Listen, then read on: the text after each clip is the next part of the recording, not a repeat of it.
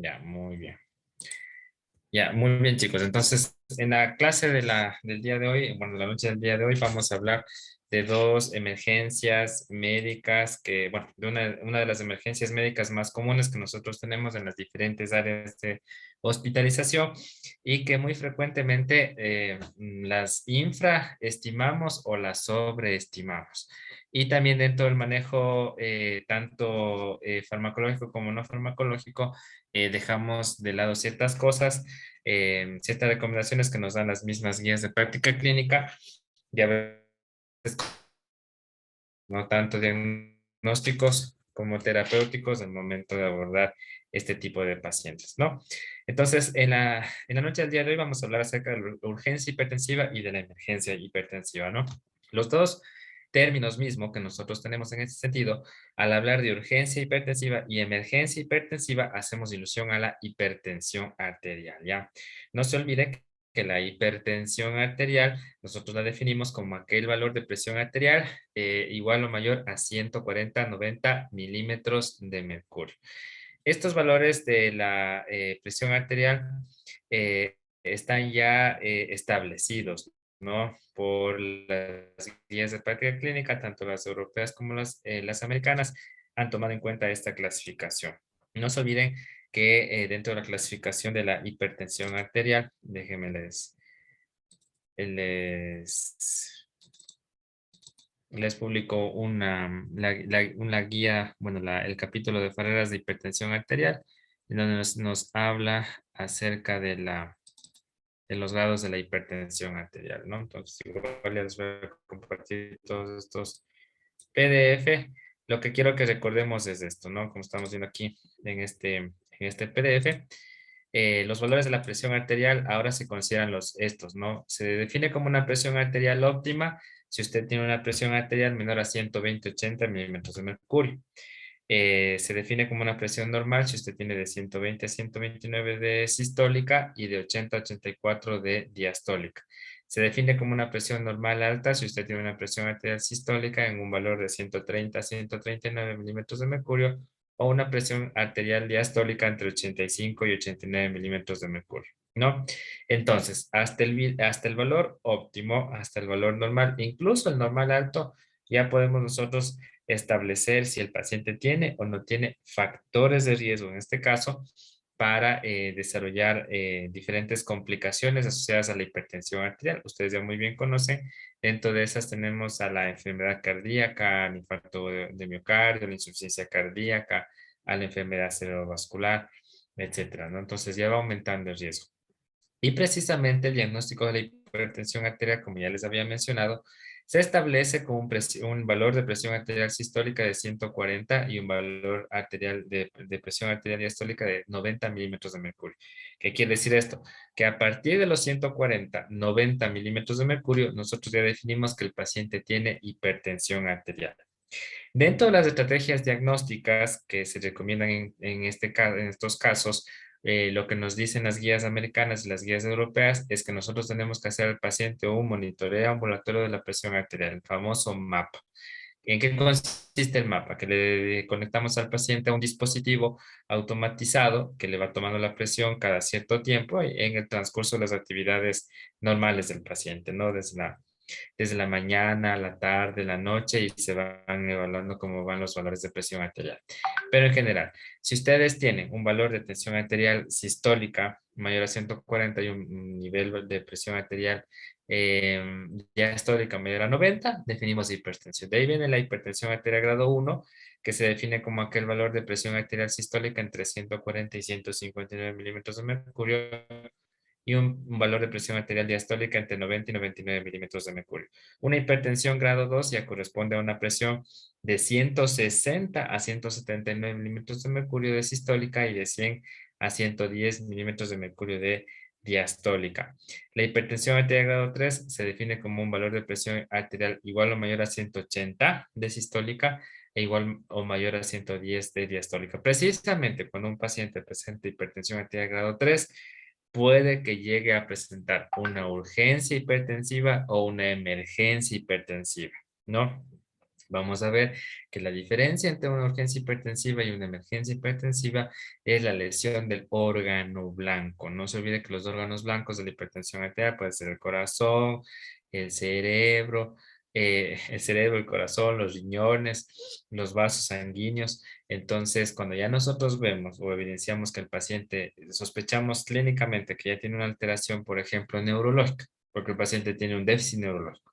Supongamos que nuestro paciente viene a la emergencia con afasia y hemiplegia derecha. Obviamente por ese déficit neurológico que corresponde a su afasia y a la hemiplegia derecha, sumado a que nosotros dentro de la valoración primaria al paciente le encontramos hipertenso, con una presión arterial sistólica de 190, una presión arterial diastólica de 110 milímetros de mercurio, pues estamos sospechando que el paciente tiene una emergencia hipertensiva. ¿Qué quiere decir esto? Que el déficit neurológico de ese paciente es secundario a una hipertensión arterial descontrolada o que ya hemos pasado a un estadio 3 y pues tendríamos que aplicar igualmente el protocolo de las enfermedades cerebrovasculares para descartar si se trata de una enfermedad cerebrovascular isquémica o de una enfermedad cerebrovascular hemorrágica. En cualquiera de las dos, ya sea de un evento isquémico o de un evento hemorrágico, podemos tener como un factor de riesgo importante a la hipertensión arterial. Entonces es algo que nosotros tenemos que tener en cuenta, ¿no? Y también tenemos al paciente que tiene una hipertensión sistólica aislada, muy frecuente en jóvenes, ¿no? Cuando ustedes encuentran pacientes con presiones arteriales sistólicas mayores de 140, pero diastólicas menores a 90. Puede ser por una sobreestimulación simpática y es lo que nosotros deberíamos definir de manera general, ¿no? Esa es la clasificación europea y es la más universalmente aceptada, ¿no? La clasificación americana nos define como presión arterial normal, presión arterial elevada, hipertensión grado 1 e hipertensión grado 2. Pero las más específicas, como hemos dicho, se basan en estas, ¿no? Una presión óptima, una normal, normal alta, grado 1, grado 2, grado 3.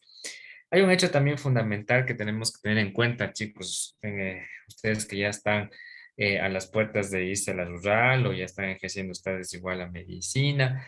Vemos que hay muchísimos errores en cuanto al manejo de la hipertensión arterial. Sobre todo el hecho de que, bueno, una vez que se haya diagnosticado de hipertensión arterial y un paciente logra controlar sus niveles de presión arterial y tiene niveles menores a 120-80 milímetros de mercurio, obviamente descartando que el paciente esté hipotenso, ¿no? Podríamos definir como una hipotensión sostenida si el paciente tiene un valor menor a 90-60. Ya, pero si mantiene esos valores menores a 120-80, el paciente, obviamente, como les digo, no en rangos sostenidos menores a 90-60, y que el paciente no presente ninguna molestia, ninguna sintomatología. Entonces, en estos casos, nosotros podemos definir que la hipertensión está controlada. O sea, claro que tiene niveles bajos de presión, pero son niveles óptimos. Pero ¿qué es lo que suele pasar? Que le suspenden la medicación, le suspenden el antihipertensivo. Entonces le dicen, no, ya usted tiene la presión normal, incluso está baja y le suspenden la medicación antihipertensiva. Entonces, eso sí es un error dentro del manejo, ¿no? No debemos, en este caso, suspender los medicamentos antihipertensivos, a no ser que el paciente tenga una hipotensión sostenida y sobre todo si esa hipotensión es sintomática, pues ahí sí podríamos definir que ya no tenemos que administrarle antihipertensivos, pero igual tenemos que buscar la causa en cambio de la hipotensión arterial, si me hago entender, ¿no? Y de manera general también, chicos, debemos acordarnos que la hipertensión arterial, volvemos a la hipertensión arterial, puede clasificarse de manera general como una hipertensión arterial primaria y una hipertensión arterial secundaria. La hipertensión arterial primaria depende de un fallo en el sistema cardiocirculatorio, que generalmente suele aparecer a partir de los 40 años. Si a eso nosotros sumamos factores de riesgo, ustedes ya saben muy bien que dentro de los factores de riesgo cardiovasculares tenemos los modificables y los no modificables. Los no modificables son aquellos que, como su nombre lo indica, no los podemos modificar. No puedo modificar edad, no puedo modificar género biológico, ¿no? No puedo modificar los antecedentes genéticos del paciente, no puedo modificar su etnia. Entonces, todos esos antecedentes no los puedo modificar, pero sí yo puedo tener control sobre los factores de riesgo modificables, como por ejemplo la obesidad, el sedentarismo, estas famosas enfermedades crónicas no transmisibles, como la diabetes mellitus. O sea, no les digo que vamos a eliminar la diabetes mellitus o vamos a curar la diabetes mellitus, pero sí la puedo controlar, ¿ya? Sí puedo controlar un hipotiroidismo, sí puedo controlar una dislipidemia, sí puedo controlar o modificar el sedentarismo, hábitos tóxicos como el tabaquismo, el alcoholismo, la ingesta de una dieta poco saludable, rica en hidratos de carbono, hipercalóricas, etcétera, ¿no? Entonces, cuando la hipertensión arterial es consecuencia de la interacción de factores modificables, de factores no modificables, eso se llama actualmente la epigenética del paciente, entonces el paciente se manifiesta hipertenso, le encontramos precisamente, como nos mencionan las clasificaciones de la hipertensión arterial con valores de presión sistólica mayor a 140, diastólica mayor a 90, y pues le encontramos al paciente hipertenso. Eso hablamos de hipertensión arterial primaria. El defecto es el sistema cardiovascular sumado a los factores de riesgo no modificables y modificables. Pero también tenemos un grupo pequeño de pacientes, me parece que hablamos menos del 20% de los pacientes hipertensos, que pueden llegar a presentar hipertensión arterial secundaria. ¿Qué significa la hipertensión arterial secundaria? Que la alteración primaria, perdón, bueno, no porque estamos hablando de secundaria, no, que la alteración principal no es el sistema cardiovascular, sino el sistema cardiovascular se encuentra alterada por la acción de otro defecto. Uno de los ejemplos más clásicos corresponde, por ejemplo, al feocromocitoma, no al tumor de glándulas suprarrenales. Entonces, en un tumor de glándulas suprarrenales, usted sabe muy bien, ahí hablamos de un feocromocitoma, existe una sobreproducción o una producción exagerada o anómala de catecolaminas, ¿no? Dentro de esas catecolaminas tenemos a la adrenalina, que ustedes saben muy bien que la adrenalina ejerce un efecto vasoconstrictor porque se une al receptor alfa 1 que se encuentra en la musculatura lisa de las arteriolas y ejerce este efecto vasoconstrictor. Y pues en el paciente no es que encontramos lo que encontramos en el clásico hipertenso primario. O sea, no le encontramos obeso, no le encontramos diabético, no le encontramos hipotiroideo, no tiene más de 40 años, no sumamos factores genéticos, sino aparecen ya desde edades tempranas, el paciente se manifiesta hipertenso. Entonces ahí nosotros debemos sospechar en una hipertensión arterial secundaria y debemos aplicar todos los estudios paraclínicos, todos los estudios de imagen que nos pueden hacer en este caso, identificar, descartar o confirmar que el paciente presente una hipertensión arterial de tipo secundario, ¿no? Entonces, bueno, con este preámbulo que hemos recordado un poco de la hipertensión arterial, vamos a hablar de esto de las urgencias y emergencias, ¿no? Y le adaptamos, ¿no? O sea, nosotros no, en nuestra práctica diaria, si hablamos del sistema público de salud, no tenemos, pues, para nuestros pacientes que sospechamos este hipertenso, mandarle un mapa conectado a la casa. No tenemos esa capacidad aún. Entonces, lo que nosotros hacemos es adaptar las recomendaciones de las guías de práctica clínica a nuestra realidad. Entonces, ¿qué es lo que clásicamente nosotros hacemos con nuestros pacientitos? Pues les decimos que acudan al centro de salud a tomarse la presión arterial cada cierto tiempo, pasando un día, todos los días, para verificar cómo van los valores de presión arterial y pues las registramos, las documentamos en nuestra clínica, las anotamos. E igualmente, si la mayor parte de estos valores que nosotros encontramos en pacientes hipertensos, perdón, en los pacientes que estamos sospechando de hipertensión arterial y le vemos con valores mayores de 140-90 milímetros de mercurio, pues en este caso ya confirmamos el diagnóstico de hipertensión arterial, ¿no? Entonces, después que usted haya confirmado el diagnóstico de hipertensión arterial, le clasifica, su paciente tiene una hipertensión arterial grado 1, grado 2, grado 3, tiene una hipertensión sistólica aislada, y de ahí le calcula los factores de riesgo cardiovasculares, ¿no? Para poder determinar si el paciente tiene factores cardiovasculares leves, cardiovasculares moderados o tiene altos factores de riesgo cardiovasculares. Eso nos va a justificar a nosotros la intervención en ese paciente hipertenso, ¿no? Porque si tengo un paciente hipertenso grado 3, no le voy a bajar la presión con un solo antihipertensivo. Tendré que combinar dos. Las mismas guías nos dicen, el tratamiento inicial puede ser IECA, si el paciente tolera el IECA, o puede ser un ARA2. O sea, hablando de nuestros medicamentos. Puede ser o enalapril, que es parte de los IECA, o puede ser los sartán, que es parte de los ARA2.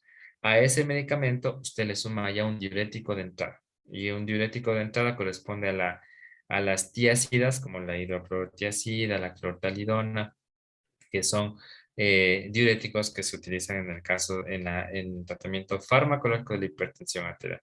Y tratamos a la par de controlar los otros factores de riesgo que presenta el paciente, ¿no? Muy bien. Entonces, cuando nosotros tenemos en este caso, en emergencia, un escenario de urgencia hipertensiva o emergencia hipertensiva, a su vez podemos tener dos escenarios. Un paciente hipertenso conocido, ¿qué quiere decir esto? Es un paciente hipertenso que ya le dijeron que es hipertenso, que ya tiene el diagnóstico de hipertensión arterial, que se adhiera o no se adhiera al tratamiento, esté con adecuada adherencia o mala adherencia al tratamiento, es otra cosa, pero el paciente sabe que es hipertenso. Y por otro lado, podemos tener pacientes que debutan con urgencia hipertensiva o emergencia hipertensiva. ¿Qué quiere decir esto? Que los pacientes no sabían que eran hipertensos o que nunca habían recibido el diagnóstico de hipertensión arterial.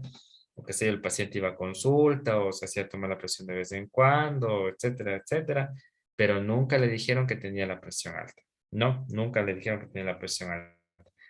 Y ahora pues presenta una urgencia hipertensiva o una emergencia hipertensiva. Entonces ahí el paciente debuta, si me hago entender. En muchas de las ocasiones la hipertensión arterial es un hallazgo, porque dentro de las primeras fases del desarrollo fisiopatológico de la hipertensión arterial, el paciente está asintomático, el paciente no tiene ninguna sintomatología. Y a veces la hipertensión arterial es un hallazgo. Por ejemplo, el paciente acude al centro de salud a hacerse una extracción de una muela. Y obviamente el personal de la consulta, de la preconsulta, las enfermeras o los sociales le toman los signos vitales y le encuentran hipertenso, le encuentran con una presión arterial. Vamos a como ejemplo para establecer los, los grados. Entonces, a este paciente supongamos que le encontramos con una presión de 155 de sistólica y tiene una presión arterial diastólica de 95, 155, 95.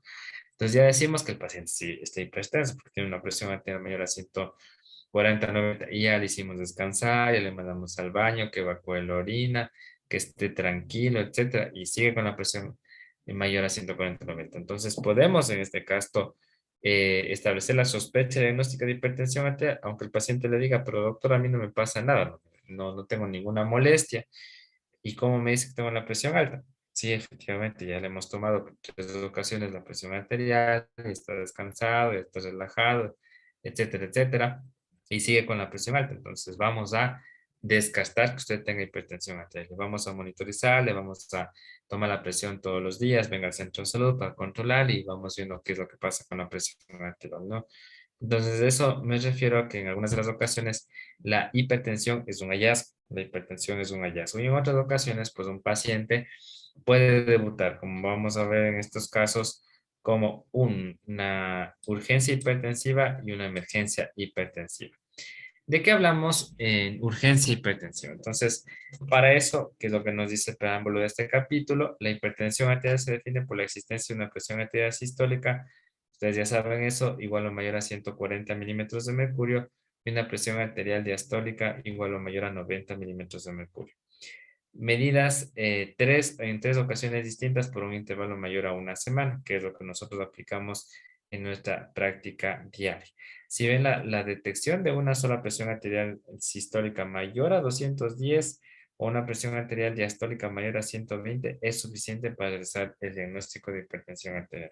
Igual estaríamos en una hipertensión arterial grado 3, porque estamos sobre los 80, perdón, sobre los 180 de sistólica y sobre los 110 de diastólica, ¿no? Entonces, un paciente que se presente así, con presiones arteriales mayores a 210 y diastólicas mayores a 120, pues tiene un altísimo riesgo de convertirse en urgencia, de urgencia hipertensiva a emergencia hipertensiva. ¿Qué quiere decir esto? Que un órgano blanco ya se dañó. Se dañó el cerebro, se dañó el corazón, se dañaron los riñones, dañaron los vasos sanguíneos y el paciente ingresa ya o cae en un cuadro de emergencia hipertensiva. En algunos casos, las emergencias hipertensivas pueden ser reversibles si se diagnostican a tiempo. En otros casos, lamentablemente, son irreversibles y los pacientes quedan secuelados. Por ejemplo, una enfermedad cerebrovascular muy avanzada, que no llegó en periodo de ventana a las emergencias, que no se pudo trombolizar en el caso de ser un evento isquémico, o darle un tratamiento adecuado en el caso de ser un evento hemorrágico, el paciente queda secuelado, ¿no? Entonces, ¿qué quiere decir esto? Que la emergencia hipertensiva le llevó ya un daño de tipo permanente o un daño de tipo irreversible en el paciente, ¿no? Entonces, la urgencia hipertensiva se define como la elevación brusca de la presión arterial sin que exista la disfunción de órganos ya. Entonces, esa es la característica. Si ustedes en el examen les ponen un caso de un paciente en el cual se aprecian que sus valores de presión arterial están en más de 140 para sistólica, más de 90 para diastólica, que no tienen en este caso, perdón, una presión arterial sistólica mayor a 210, una presión arterial diastólica mayor a 120, que no tiene evidencia de lesión de órgano blanco, es decir, que no tiene déficit neurológico, que no tiene alteraciones cardíacas, usted ya le hizo un electrocardiograma, están normales, isotroponina están normales, le hizo exámenes de laboratorio, la función renal todavía está conservada, etcétera. Entonces ahí nosotros definimos que el paciente no tiene una lesión de órgano blanco, pero esos niveles severamente incrementados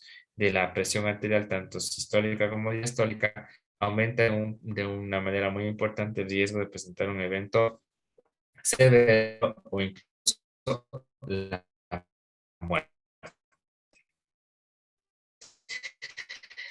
Entonces, ¿cuál es el objetivo del tratamiento en una urgencia hipertensiva y de la presión arterial media en un valor del 20% o una presión arterial diastólica menor a 120 milímetros de mercurio en un periodo de 24 a 48 horas? Ese también es un error que nosotros tenemos. Nos viene nuestro paciente con 210 de sistólica y 130 de diastólica y a la hora ya creemos que el paciente esté con 120/80. No. ¿Qué nos dice aquí? Disminuir la presión arterial media, disminuir la presión arterial media a 20, al 20%, menor a 120 milímetros de mercurio, en un periodo de aproximadamente 24 a 48 horas, porque no tenemos, ojo, ese es el dato principal, chicos, que no tenemos evidencia de lesión de órgano blanco, porque si tuviésemos evidencia de lesión de órgano blanco, eh, no tuviésemos en este caso el algoritmo para nosotros tratar, y ya nos pasaríamos al algoritmo de la emergencia hipertensiva, porque se convierte en una emergencia hipertensiva, ¿no? Con estos valores se asegura una mínima incidencia de hipoperfusión cerebral, coronaria y renal. ¿Qué es lo que pasa?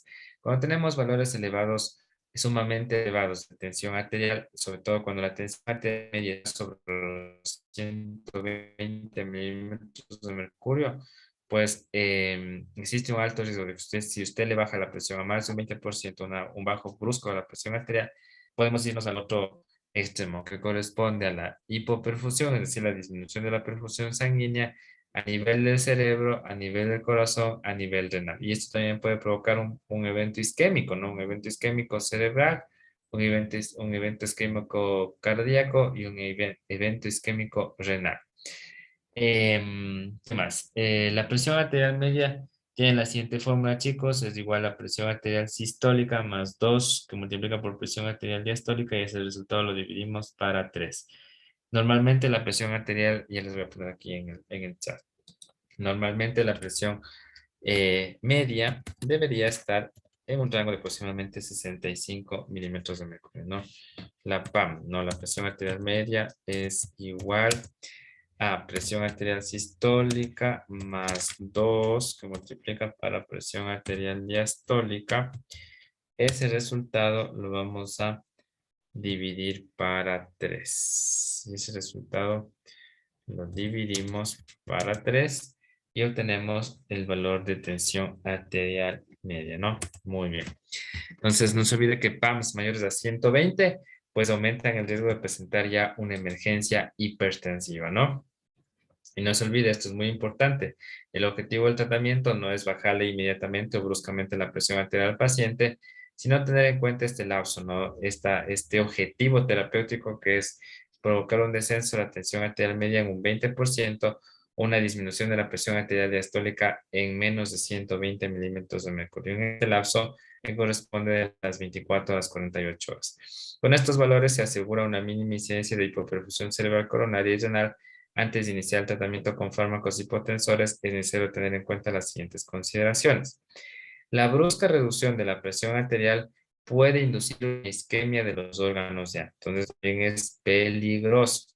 Pasa, no pasa. A veces pasa cuando recibimos pacientes, con los residentes, nos dicen, doctor, este paciente vino con una urgencia hipertensiva, vino con una presión arterial de 190 a 110, ya le administramos nalapilato, le pusimos 1.25, le pusimos 60 de furosemida, y también le dimos un captopril, y también le dimos amlodipino. ¿Cómo está ahorita la presión del paciente? Está en 110, 60, doctor.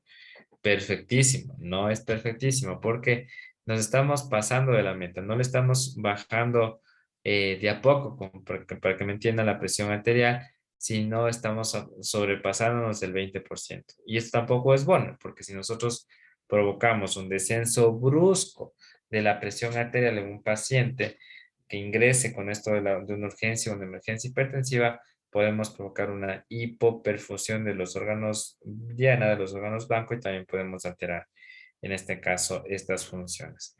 El descenso de la presión arterial a unas cifras consideradas seguras, es decir, a menos de 210 milímetros de mercurio para la sistólica y de 120 milímetros de mercurio para la diastólica, deben realizarse en el transcurso de varias horas. Hemos dicho que tenemos un lapso de 24 a 48 horas.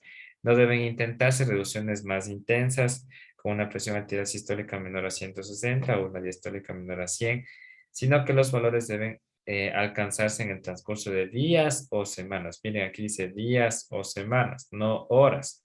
Y a veces nos desesperamos porque dicen, no, pero doctor, el paciente sigue con presión de 180 a 110. Sí, pero viene con una presión de 240 a 120.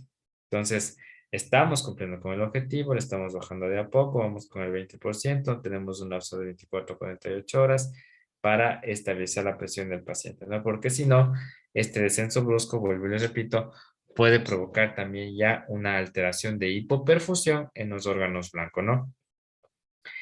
¿Qué más nos dice aquí? En el transcurso de 10 semanas de forma ambulatoria, de que la inmensa mayoría de los casos se trata de pacientes con hipertensión arterial esencial crónica mal controlada. Es la mayor parte de pacientes. Los típicos pacientes que se olvidan de tomar la medicación, que no toman la medicación, que o toman la medicación pero no hacen la parte de su estilo de vida, no hacen dieta, no hacen actividad física, pueden tener hábitos tóxicos como el tabaquismo, son sedentarios, son obesos, etcétera, ¿no? Entonces, ahí precisamente hablamos de un paciente con una mala adherencia al tratamiento, tanto farmacológica como no farmacológica, y obviamente ese paciente va a tener un mayor riesgo de presentar, en este caso, una urgencia hipertensiva. En ningún caso la presión arterial debe descender por debajo de las cifras habituales del paciente, ¿no? Más aún si es un paciente que usted ya le conoce, por cómo va en la consulta, porque a veces puede pasar eso, ¿no? Tenemos pacientes hipertensos de no de un mal manejo, sino, o sea, no de una mala adherencia. Porque podemos tener que el paciente toma la medicación, trata en algo de cumplir con la actividad física, con la dieta, pero sigue hipertenso. Usted ya está con 2, 3, 4 antihipertensivos. Puede ser que ese paciente sea de difícil manejo, ¿no? Entonces ahí también podemos considerar que el valor, por ejemplo, ya le di al paciente un ARA2, losartán, le di un diurético, le di un beta bloqueante, y el paciente sigue hipertenso. Entonces, ahí consideramos que la presión, por ejemplo, basal de ese paciente es de unos 135, 100 milímetros de mercurio. Entonces no puedo llegar a un nivel óptimo de presión, no puedo llegar a un nivel normal de presión porque el paciente no responde adecuadamente a la medicación antihipertensiva a pesar de tener ya 3 fármacos y que el paciente está adecuadamente adherido al tratamiento. O sea, ahí decimos que es la presión del paciente. Entonces le hacemos un seguimiento. Si no presenta ninguna sintomatología, ningún déficit, pues podemos considerarle a los seguimientos a ese paciente, ¿no? ¿Qué más nos dice aquí? Los fármacos antihipertensivos deben utilizarse inicialmente de manera aislada y en las dosis más bajas recomendadas. Más adelante, si la respuesta no es satisfactoria, se incrementan las dosis de forma progresiva y se asocian otros fármacos hipotensores hasta controlar las cifras de presión arterial. ¿Qué quiere decir con esto, chicos? Nunca, nunca, nunca un paciente hipertenso inicialmente le damos dosis altas de antihipertensivos. No, siempre partimos con dosis, con dosis bajas, con dosis racionadas de fármacos para luego irles subiendo paulatinamente. Déjenme les busco aquí un cuadro de el tratamiento farmacológico para tener en cuenta cómo nosotros manejamos en este caso la hipertensión arterial, ¿ya? Tratamiento de hipertensión arterial, déjenme aquí les busco. Si tengo una miren, esta tablita tenemos que tener en cuenta, ¿no? Es muy importante, yo les voy a publicar igual, les voy a compartir con Steffi, ¿no? Entonces, miren, aquí les habla de los grupos farmacológicos, ¿no? Tenemos algunos grupos, ¿no? Tenemos los diuréticos, tenemos los beta bloqueantes, tenemos los calcio antagonistas, tenemos los IECA y los ARA2, ¿no? Como les había mencionado, inicialmente los dos pilares farmacológicos en el tratamiento de la hipertensión arterial pueden corresponder a los IECAS y a los ARA2. De los IECAS, por ejemplo, nosotros tenemos a nuestro clásico enalapril. ¿Cuál es el rango de la dosis de enalapril en miligramos al día? De 5 a 40 miligramos al día. Y el intervalo de dosis es de cada 12 a cada 24 horas. Si me hago entender, ¿qué quiere decir esto? Que la dosis mínima que usted puede darle a un paciente hipertenso de enalapril es 5 miligramos. Y como dice, cada 12 a cada 24 horas, me quedo con la mínima de la mínima dosis. Enalapril 5 miligramos una vez al día. Y de ahí usted le va progresando, progresando, progresando, progresando al paciente. ¿Qué quiero decir con esto? No a un paciente que recién usted le está diagnosticando de hipertensión, que a pesar de que tenga urgencia o emergencia hipertensiva, no le puedo iniciar dosis altas del antihipertensivo, porque luego le voy a ir modificando paulatinamente en base a la respuesta del paciente hasta llegar a las dosis máximas. ¿Si me hago entender? Entonces, aquí en este caso tenemos el enalapril de 5 a 40 miligramos, que es la dosis máxima, ¿no? Del ARA2 nosotros tenemos a nuestro famoso losartán. Entonces, mire que con el losartán usted puede llegar a una dosis inicial de 25 miligramos, miren, 25 miligramos, hasta una dosis máxima de 100 miligramos. Y esto una vez al día, cada 24 horas, ¿no? Entonces, no me puedo pasar de esa dosis, no le puedo dar, y ha pasado, y he visto que están pacientes tomando losartán 100 miligramos 2 veces al día. Es que el doctorcito, la doctorita me dijo que como no se me baja la presión, entonces que me tome 2 tabletas de losartán. Pero ¿qué estamos haciendo? Estamos haciendo daño, o sea, no estamos haciendo, ni la evidencia no ha demostrado que dosis mayores de 100 miligramos de losartán tengan un efecto antihipertensivo. ¿Sí me hago entender? Entonces llegamos a establecer los rangos de las dosis, empezamos con las mínimas y vamos incrementando en base a la respuesta del paciente, y obviamente en base también a sus factores de riesgo cardiovasculares. A ver, tenemos una preguntita, dice, después de los 5, ¿está bien subir de 5 en 5? Sí, podemos subir de 5 en 5, no hay ningún problema, no le vamos a subir a 40 miligramos, si me hago entender. Entonces, con los IECA, usted puede iniciar, por ejemplo, con 5 miligramos 2 veces al día. Siempre es mejor las guías de práctica clínica españolas, las europeas y los ensayos clínicos europeos hablan mucho al favor de los IECA cada 12 horas. Entonces, en Alapil igual estamos nosotros acostumbrados solo a administrar una vez al día. No, pero acostumbrémonos también a administrar el enalapril cada 12 horas. ¿Por qué? Porque es esta razón. En los medios públicos, ustedes saben, tenemos fármacos genéricos, no estoy satanizando los fármacos genéricos, los genéricos son muy buenos, pero una buena parte de los medicamentos genéricos no son bioequivalentes, es decir, no es lo mismo darle a un paciente una molécula de enalapril de 10 miligramos, supongamos, genérica, que una molécula de marca, una molécula patentada. Los valores de bioequivalencia sí son diferentes. ¿Qué quiere decir la bioequivalencia, chicos? Acuérdense en el concepto de la bioequivalencia de los fármacos. Es la cantidad o la sustancia del fármaco metabólicamente activa que yo le tengo en la sangre para ejercer su efecto. Ya sea, estamos hablando de medicamentos hipotensores, su efecto hipotensor. Si hablara de antibióticos, efecto antibiótico. Si hablara de antivirales, efecto antiviral. Si hablara de antimicóticos, efecto antimicótico. ¿Sí me hago entender? Entonces, la bioequivalencia de los medicamentos genéricos y de los medicamentos de marca sí difiere. Por eso, si usted sabe que su medicamento genérico que tiene en el Ministerio de Salud Pública no es tan bioequivalente a un medicamento de marca, pues dele cada 12 horas, si me van a entender. Con eso, los cada 12 horas trato de mantener un techo terapéutico. Ya, y acuérdese que cuando usted hablaba o le hablaban de la farmacocinética, decimos que para mantener una bioequivalencia adecuada, el techo terapéutico del fármaco debe ser estable. ¿Qué quiere decir esto? Que la cantidad de fármaco presente en la sangre debe tener una cantidad constante para no irme ni a la dosis supraterapéutica, ni a la dosis tóxica, peor aún a la dosis letal, ni tampoco a la infradosis, porque ni la infradosis ni la sobredosis me va a ayudar en ese caso a resolver lo que yo estoy tratando de resolver con el medicamento, si me hago entender.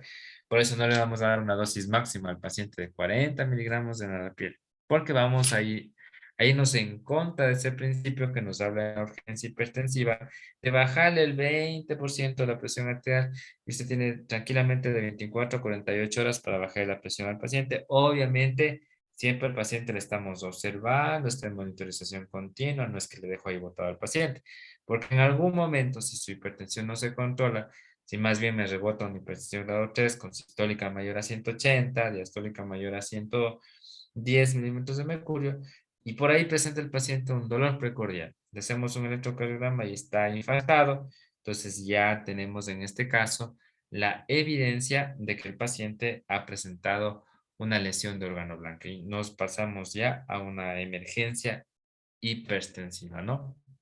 Entonces, el hecho, chicos, que con esta tabla de fármacos que nosotros estamos viendo, es que nosotros conozcamos las dosis mínimas, las dosis máximas, los intervalos y cómo las puedo combinar. Hemos hablado que los pilares fundamentales de la hipertensión arterial en el tratamiento farmacológico son los IECAS y son los ARA2. A estos usted puede adicionar un diurético, dos diuréticos pueden ser diuréticos diacídicos, diuréticos de asa, diuréticos distales. Inicialmente, chicos, no se compliquen la vida, inicien con un diurético tiacídico. Ya, un diurético tiacídico es suficiente. ¿Qué tenemos nosotros disponibles como parte del Programa Nacional de Medicamentos Básicos? Clortalidona e hidroclorotiazida. Con la clortalidona, miren, dosis de 2,5 a 50 miligramos. Una vez al día, logramos en este caso con el objetivo terapéutico de bajar los niveles de presión arterial del paciente. Si me hago entender, pero igual le combino con una dosis mínima o una dosis moderada, ya sea del IECA o ya sea del ARA2, porque estoy combinando fármacos para la hipertensión arterial. Inicialmente recomendamos del IECA, no es lo que yo recomiendo, lo que dicen las guías de práctica clínica.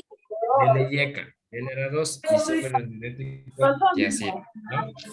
¿Podemos ayudarnos en diurético de asa? Sí, pero cuando el paciente tenga sobrecarga hídrica periférica y ya tenga evidencia de insuficiencia cardíaca, pues ahí necesitamos hundir edemas, necesitamos reducir la sobrecarga hídrica periférica y pues optamos por administrar al paciente un diurético de asa o un diurético distal ahorrador de potasio como la amilorida, la esplenolona, la espironolactona, que es lo que nosotros tenemos, ¿no? E incluso si usted ya está con IECA, ya está con ARA2, ya está con, en este caso, con diurético, le podemos administrar un beta bloqueante. ¿Qué pasa con este beta bloqueante? Con este beta bloqueante, nosotros vamos a tener que adicionarle al tratamiento, si no lo vamos a cumplir con las metas terapéuticas, vamos a hablar un poquito del carvedilol, que es el que nosotros disponemos en los medios públicos, ¿no? que es de 12,5 a 50 miligramos cada 12 horas, ¿no? Y un excelente beta bloqueante que nosotros tenemos, pero que no tenemos en los hospitales públicos porque no está dentro del Cuadro Nacional de Medicamentos Básicos, es el bisoprolol. Dosis de 2,5 a 20 miligramos cada 24 horas. Veamos qué otra pregunta tiene. Dice, ya me apagaron el micrófono. Dice, la combinación, ya les repito la combinación. Doctor, ¿se puede repetir, por favor? Lo de los diuréticos, ¿les puedo repetir? Ya, muy bien. Vamos a repetir esto de los diuréticos, ¿no? Entonces, no se olviden, chicos. Incluso el JNC8, que es la última versión que nosotros tenemos en el cual manejo de hipertensión arterial, iba a haber el JNC9B, pero por la pandemia ya supongo que van a desarrollarlo esto el próximo año. Entonces, pilar fundamental, YECA o ARA2. ¿Qué prefiero yo? No, ¿qué prefiero yo? ¿Qué prefieren las guías? ¿Qué nos dicen que prefiramos las guías? YECA. ¿Por qué YECA? Porque los YECAs han demostrado que que favorecen el remodelamiento miocárdico. ¿Qué significa esto? A ver, chicos. ¿Qué pasa en la hipertensión arterial desde el punto de vista fisiopatológico de un fallo de bomba? Acordémonos de las clases de fisiología. El corazón funciona como una bomba, ¿ya? Y esta bomba tiene la función de suplir sangre o de darnos sangre a todo nuestro. ¿Qué significa? Que el corazón es capaz de adaptarse a los cambios de volumen para asegurar un volumen sistólico, ¿no? Un volumen sistólico permanente, ¿no? Un volumen sistólico minuto adecuado para mantener el gasto cardíaco normal a nivel sistémico. ¿Qué es lo que pasa cuando un paciente está hipertenso? Cuando un paciente está hipertenso, las resistencias vasculares periféricas aumentan, ya aumentan. Hemos dicho que una de las causas por las cuales un paciente está hipertenso es porque existe una sobreestimulación de los receptores alfa-1 adrenérgicos que están presentes en las arteriolas. ¿Qué quiere decir esto?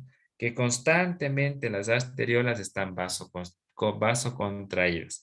Por eso el corazón pierde esa capacidad de adaptarse a ese cambio del volumen que presenta porque el paciente está hipertenso y ya no se adapta, ya no se, sí, no sé, sí, la palabra correcta es no se adapta a esos cambios de volumen.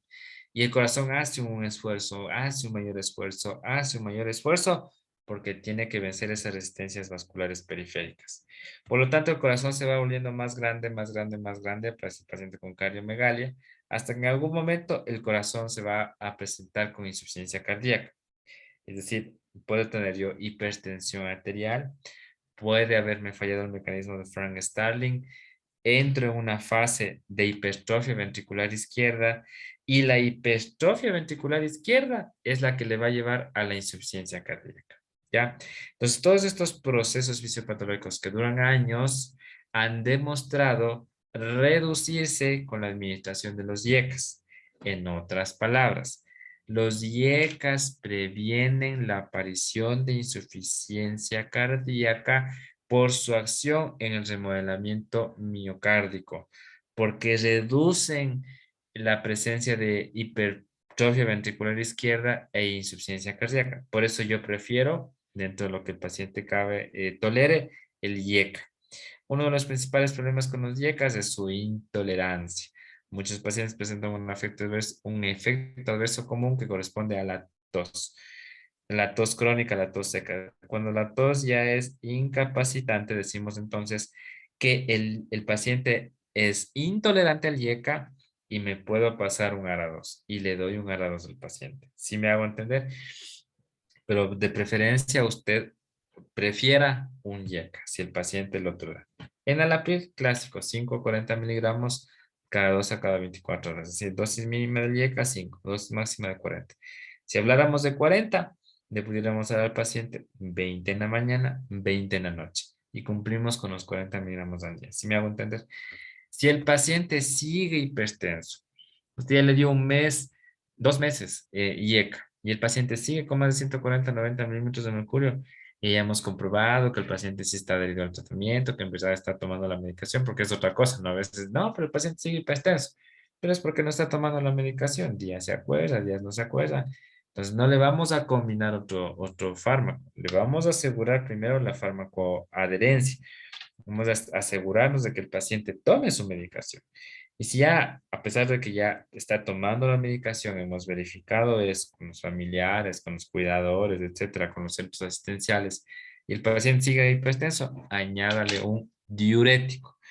¿Qué diurético preferimos? En este caso, los diuréticos tiacídicos. ¿Cuáles diuréticos tiacídicos existen? La clortalidona, la hidroclorotiazida, la indapamida y la cipamida. ¿Qué fármacos disponemos dentro de nuestro Cuadro Nacional de Medicamentos Básicos? La clortalidona y la hidroclorotiazida. Las dos son excelentes diuréticos tiacídicos. La clortalidona se da una dosis de 12,5 a 50 y la hidroclorotiazida igual a la misma dosis, hasta para que no nos confundamos. 12,5 a 50 miligramos cada 24 horas. Entonces ahí usted le combina, ¿no? Entonces, puede ser que su decisión inicial haya sido darle una terapia combinada, que es lo que igual promueven actualmente las guías de práctica clínica. Y yo en ese sentido le voy a felicitar, porque si yo recibo en el Hospital General Docente Ambato, que somos un hospital de segundo nivel, una hoja de referencia de un médico rural que está en el primer nivel de atención, que me envía un paciente que tiene hipertensión arterial, que le calculó los factores de riesgo cardiovasculares que son moderados a altos, le inició terapia combinada, lo que tenía en el centro de salud, o lo que mandó a comprar, porque ahora estamos también con escasez de medicamentos. Le dio enalapril y le dio enalapril 10 miligramos 2 veces al día, es decir, llegó a 20 miligramos, que es una dosis intermedia.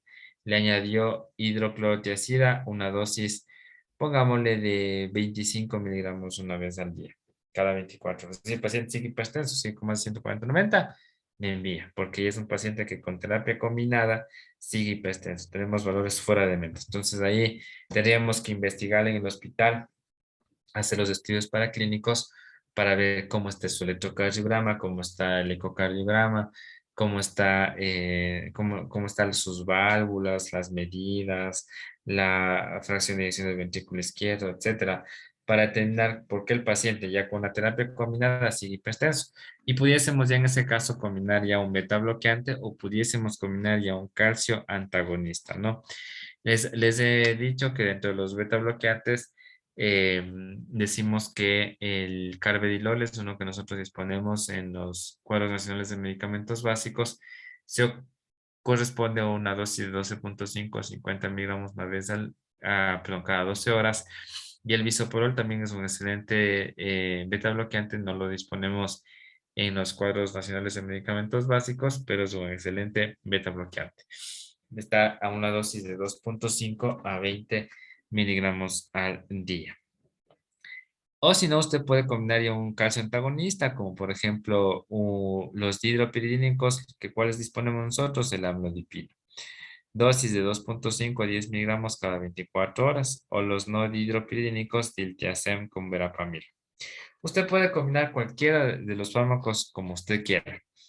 Lo que no puede combinar es IECA más ARA2. No puede dar al paciente enalapril más losartán. No, eso sí está contraindicado, está proscrito. No se administra medicamentos, no se combina IECAs con ARA2. Lo que sí puedo combinar es IECA con diurético, combine con un beta bloqueante o incluso puede combinarle con un calcio antagonista. O combine un ARA2 con un diurético, con un beta bloqueante o con un calcio antagonista. Y si el paciente está con 2, 3 antihipertensivos, dosis intermedias a altas, y no logra controlar su hipertensión, pues refiere al internista, refiere al cardiólogo, porque nosotros tenemos que verificar por qué el paciente está hipertenso a pesar de su tratamiento. A ver, dice, en pacientes con insuficiencia renal crónica por hipertensión arterial, si toma losartán, ¿debe tomar su medicación diaria? Sí, de hecho, losartán es uno de los medicamentos de elección en los pacientes con falla renal. Si ya está regulada su presión, ¿debe dejar de tomar? Muy buena pregunta. Aquí debemos hablar, es diferente a lo que yo les dije en un principio, chicos. Si usted tiene un paciente con presión de decir menor a 120-80 milímetros de mercurio, ¿y qué es lo que dicen al paciente? Usted, señor, ya se curó de la presión, ya no le vamos a dar su medicación antihipertensiva. Por paciente se cree, deja de tomar la medicación y al mes, mes y medio hace un SB por rebrote de su hipertensión arterial.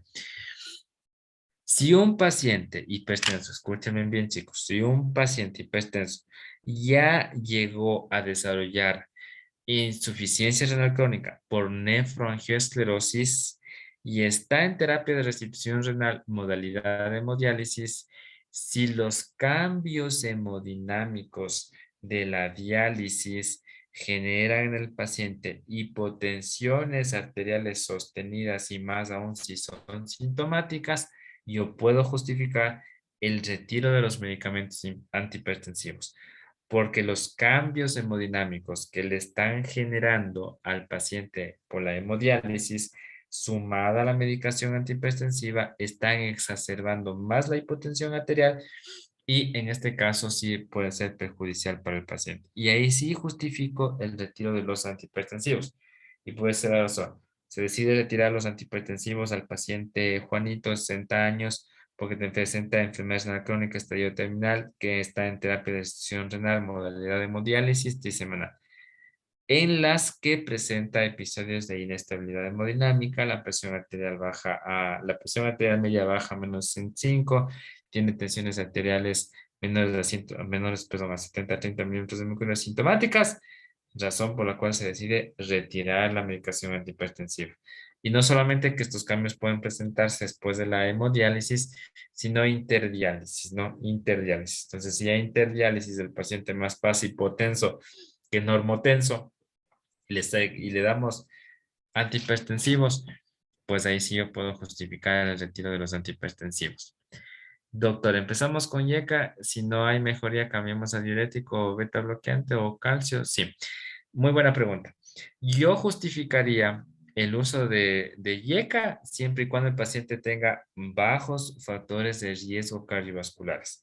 Si su paciente ya tiene un riesgo cardiovascular moderado a alto, ya le damos al paciente un diurético, le damos ya terapia combinada. Ya decido darle diurético y le decido dar IECA. Yo me justifico. ¿Yo cómo me justifico? Porque mi paciente tiene factores de riesgo cardiovasculares. Y para eso vamos a esta guía de la hipertensión arterial del Ministerio de Salud Pública. Usted debe saberse al revés y al derecho, porque de aquí sale, no se olviden que cuando el ministerio tiene sus guías, saca pecho de sus guías y de ahí saca las preguntas del CASES, ¿no? Porque es su justificación. Entonces, en este caso, en hipertensión arterial tenemos la guía del año 2019, es una guía relativamente actualizada del Ministerio de Salud Pública para el manejo de la hipertensión arterial. Entonces ya les voy igual todos estos documentos a compartir. Uno de los casos que yo quiero que me entiendan es miren, este cuadrito es muy interesante, ¿no? Que nos hace alusión a lo que estamos recordando en esta clase, ¿no? De que usted tiene algunas posibilidades terapéuticas en el manejo de la hipertensión arterial. Usted tiene ARA2. Usted tiene calcio antagonistas. Usted tiene IECAS. Usted tiene otros antihipertensivos. Usted tiene beta bloqueantes y diuréticos tiacídicos. Usted puede combinar, como ve aquí, las flechas verdes. ARA2 con diurético. ARA2 con calcio antagonista. Diurético con calcio antagonista. Diurético con IECA. ¿Ya? O puede combinar IECA, con este caso con calcio antagonista o con un diurético antiacídico. Pero lo que nunca, nunca, nunca, nunca debemos combinar, como ustedes están viendo aquí en esta imagen, en esta ilustración, son yecas con árados. Eso está proscrito, está contraindicado, no se combina. Y las líneas puntiagudas significan que podría considerarse la combinación, pero no es la ideal. Beta bloqueante más calcio antagonista. Beta bloqueante más antagonista del receptor de la angiotensina 2. No, o sea, no significa que no esté contraindicado. Sí se puede combinar, pero sería una combinación auxiliar, ¿no? Muy bien. Y lo que vamos a recordar de la guía de práctica clínica del ministerio es el cálculo de los factores de riesgo cardiovasculares. Entonces, para el cálculo de los factores de riesgo cardiovasculares, y de hecho les saben poner estas tablas ustedes en los exámenes del CASES, es una tabla que corresponde al cálculo de Global Risk. ¿Qué significa esto? Que existen diferentes ensayos clínicos que se han desarrollado a nivel mundial en cuanto al cálculo de los factores de riesgo cardiovasculares. En este sentido, el que se adapta a nuestra población ecuatoriana es un estudio mexicano que se realizó con población latinoamericana, en este caso mexicanos, en donde se toman en cuenta algunas variables. Lo primero es determinar el sexo o género del paciente. El género del paciente es lo correcto, ¿no?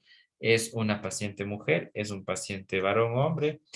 Si el paciente fuma o no fuma, la edad que tiene el paciente, cómo está su presión arterial sistólica y cómo está su índice de masa corporal y cómo está su edad, ¿no? El rango de edad. Entonces vamos a poner un ejemplo.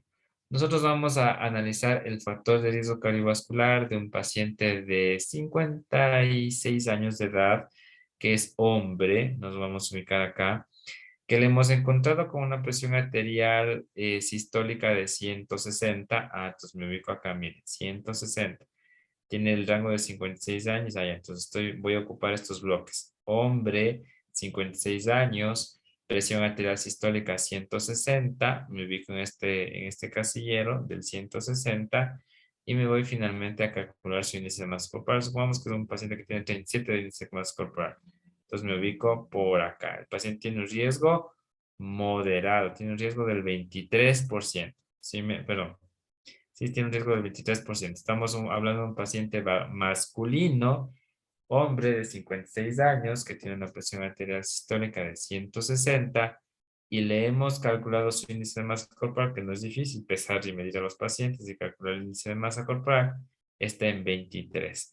Entonces, como usted tiene un paciente hipertenso con factores de riesgo moderados, yo justifico no iniciarle monoterapia, es decir, un solo medicamento, sino iniciarle terapia combinada. Iniciar al paciente IECA, obviamente le va a hacer todos los exámenes, si no tiene falla renal, falla hepática, etcétera, etcétera. Vamos a iniciar la IECA con, en este caso, un diurético tiacídico como la clortalidona, una dosis de 12,5 una vez al día. Y el enalapril vamos a iniciar una dosis igualmente intermedia. Vamos a darle al paciente 10 miligramos cada 12 horas. Entonces vamos con una dosis de 20 miligramos en 24 horas. ¿Sí me hago entender? En cambio, si usted tiene un paciente hipertenso y aplicando la misma, no, el mismo cuadro para calcular los factores de riesgo, y usted tenga un factor de riesgo leve, un poquito medio leve, digamos, los leves son los que están aquí pintaditos de verdes. Entonces, yo decido al paciente ayudarle con medicamentos, sí, pero le voy a dar un solo medicamento, le voy a dar monoterapia, le voy a dar la piel o solamente los sartán, y voy a trabajar sobre los factores de riesgo no modificables. Le hago bajar de peso, de que deje de fumar, de que deje de ser sedentario, de que haga una dieta saludable, de que si tiene diabetes, de que toma su medicación para diabetes, de que se ponga la insulina, si utiliza su insulina, si es hipotiroideo, que tome su levotiroxina, la vez que le corresponde todos los días. Vamos, como le digo, a hacerle caminar, mejorar la dieta. Entonces, al mejorar esas cosas que corresponden a los factores de riesgo no modificables, perdón, factores de riesgo modificables, sumada a la terapia farmacológica, que yo decidí dejarle en monoterapia, entonces vamos a ver cómo le va al paciente. Puede ser que ese paciente en unos 6 meses logró bajar de peso, hace una dieta saludable, hace actividad física constante. Ya no le voy a dar 10, le he ido siguiendo mes a mes. Inicié con el Anapril 10 miligramos cada 12 horas y ahora estoy con la dosis mínima de 5 miligramos cada 12 horas. Es decir, la dosis mínima corresponde a 10 miligramos en 24 horas, ¿no? De 5 a 10 miligramos en 24 horas. ¿Sí me hago entender? Porque ahí hemos modificado y hemos justificado. Entonces, mucho tiene que ver en este caso en el inicio del manejo terapéutico de un paciente hipertenso, sus factores de riesgo cardiovasculares. Si sus factores de riesgo cardiovasculares están altos, pues ahí sí decido al paciente iniciar ya una terapia combinada, que en este caso puede ser ya, como vemos aquí en la gráfica, un YECA, un ARA2 más un diurético tiacídico, o en caso estemos ya un beta bloqueante, o un calcio antagonista como las combinaciones que hemos visto, ¿no? Muy bien, entonces regresamos a lo de la urgencia hipertensiva, ¿no? Volvemos a repetir, decimos que dentro del tratamiento su objetivo principal es reducir la presión arterial media en un 20% y hemos hablado de la fórmula de tensión arterial media o una presión arterial diastólica menor a 120 milímetros de mercurio en un lapso de 24 a 48 horas. Realmente debemos temerle a la presión arterial diastólica, porque si un paciente pasa con una presión arterial diastólica mayor a 120 milímetros de mercurio de forma permanente, hay un riesgo muy importante de que el paciente presente una enfermedad cerebrovascular, un infarto de miocardio, una afectación renal, ¿no? ¿Qué más? Ya puede inducir una isquemia de los órganos diana y nos pasamos de una urgencia a una emergencia relacionada igualmente a un trastorno de hipoperfusión. El descenso de la presión arterial a unas cifras consideradas seguras, a una presión arterial sistólica menor de 210 y una presión arterial diastólica menor de 120, debe realizarse en el transcurso de varias horas. No deben intentarse reducir a reducciones más intensas como una presión arterial sistólica menor a 160 o una presión arterial diastólica menor a 100, sino que los valores diana deben alcanzarse en el transcurso de días o semanas. Miren, días o semanas nosotros tenemos para regular la presión de un paciente o urgencia hipertensiva. De forma ambulatoria, ya que la inmensa mayoría de los casos se trata de pacientes con hipertensión arterial esencial crónica mal controlada. En ningún caso la presión arterial debe descender por debajo de las cifras habituales del paciente. Hemos mencionado, si usted tiene un paciente conocido, pues debe establecer cuáles son sus valores de presión. Los fármacos antihipertensivos deben utilizarse inicialmente de manera aislada y en las dosis más bajas recomendadas. Y más adelante, si la respuesta no es satisfactoria, se incrementan las dosis como ya hemos visto en el código de medicamentos. Debe descartarse cualquier enfermedad asociada o no al proceso hipertensivo. En este caso, contraindique la administración de un determinado fármaco hipotensor. No debe olvidarse nunca la regla de oro que de la hipertensión arterial siempre se trata al paciente y no a la presión arterial. Es una nemotecnia muy buena, ¿no? A veces nos asustamos con la presión del monitor. Obviamente nos vamos a asustar si la presión del monitor le dice que tiene una presión de 215, 130. Le voy a tomar manual para comprobar si ese es el valor real de la presión. Entonces, obviamente, si es real, pues vamos a ver qué. Y clínica, ¿cómo está el paciente? No se olvide que todo es la clínica, cómo está la función neurológica, cómo está la parte cardíaca, cómo está la parte renal. Eso es muy importante dentro de la evaluación de un paciente, ¿no? Y como les digo, no tratamos la presión, sino tratamos el contexto general del paciente. Dentro de las medidas generales decimos lo siguiente. En pacientes con hipertensión arterial conocida, porque ya habíamos dicho que los dos escenarios son esos, un hipertenso conocido o un hipertenso.